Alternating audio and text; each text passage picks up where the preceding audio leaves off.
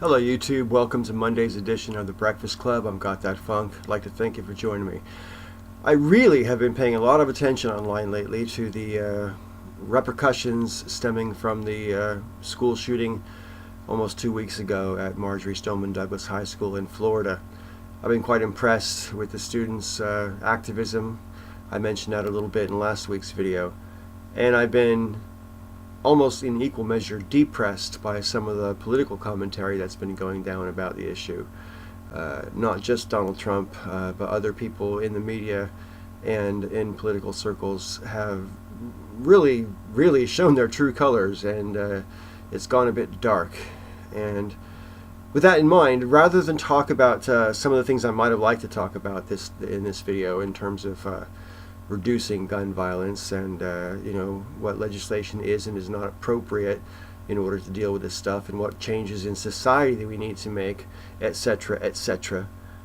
I'm only going to mention one of them right now, rather than list off my entire litany, which would be an extremely long video.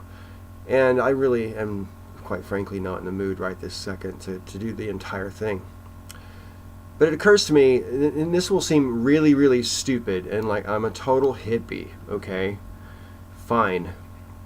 But it occurs to me, when I was growing up, I grew up in Northern California in the late 60s and early 1970s. I turned 18 in the year 1980.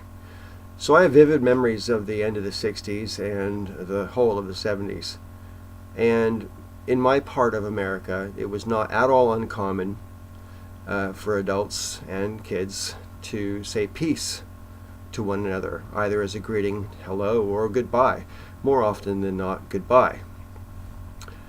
And it's keeping peace in the forefront of one's mind, keeping peace out there as part of how we deal with one another, to me is something that I've always valued, and to this day, sometimes when I'm saying goodbye to someone, whether I know them or not, I will say peace instead of goodbye. It's just something that I've never stopped doing.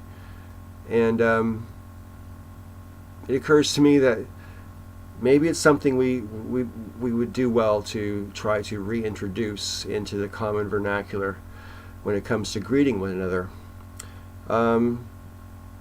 Indigenous cultures, like in Hawaii, isn't that what aloha means?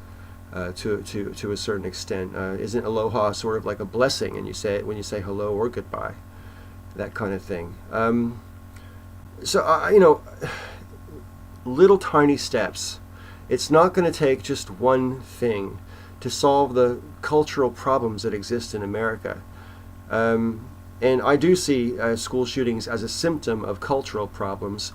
I don't see them as being the problem in and of itself. I think the problem is actually much bigger than school shootings or mass shootings, or the fact that the population has so many arms circulating and so forth. Until we, as a society, seek peace with one another, we will never actually be able to be at peace with ourselves.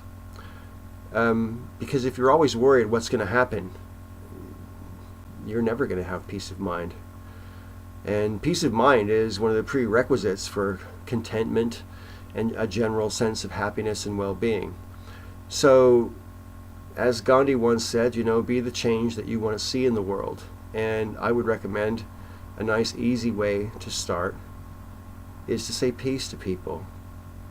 Just because you can. Just because it's a good thing to say. Hopefully, it will help to create an air that, peace is something that we want, something that we value, and something that we want to bring into our lives. Just a thought. I want to thank you for watching this video. I'm pretty sure, actually, that Sister Danger will be here tomorrow on The Breakfast Club. I have no idea what she might bring to the discussion.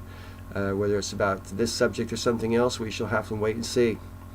I'll be back again next Monday, and until then, I look forward to all your comments in the comment section down below, and thanks for watching.